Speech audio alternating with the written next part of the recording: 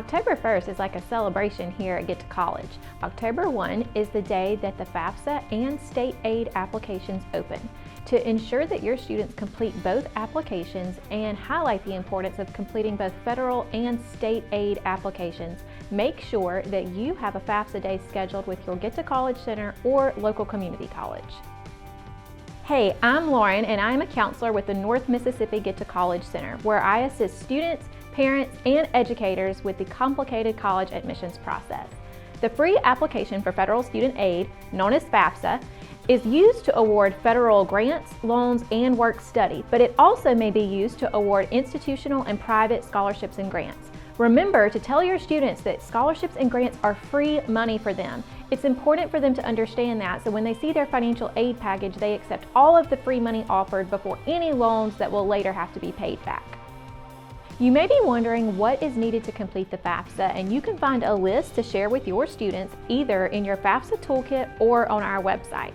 It's also important to know that the FAFSA uses prior year tax information.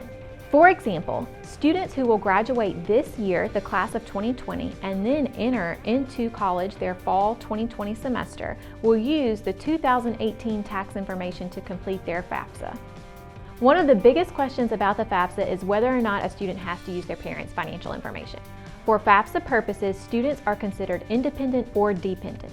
Dependent students will use their biological or adoptive parents' 2018 tax information regardless of if they physically live with the parent. It also does not matter who claims the student's own taxes. Only use financial information for biological, adoptive parent, and/or student.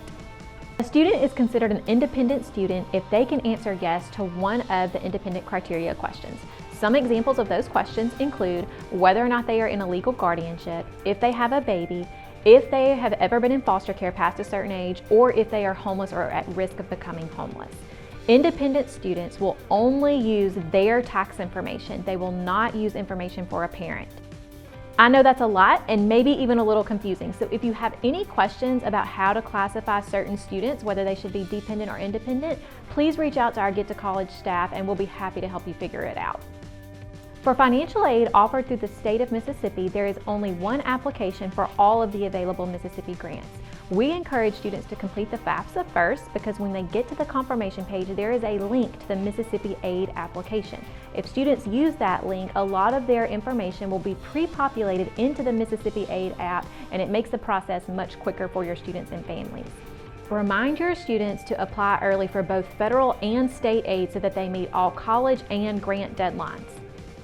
There are a number of ways that we can support you in your FAFSA completion efforts at your school. Set up a FAFSA day if you haven't already, encourage your students to use our virtual appointment option, or send them to our Get2College centers for a one-on-one meeting. We even have YouTube videos available that show you how to complete a dependent and independent student's FAFSA if you'd like to try it out yourself.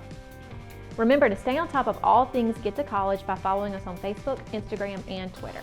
I'm Lauren, and this has been your Get2College Tip of the Month.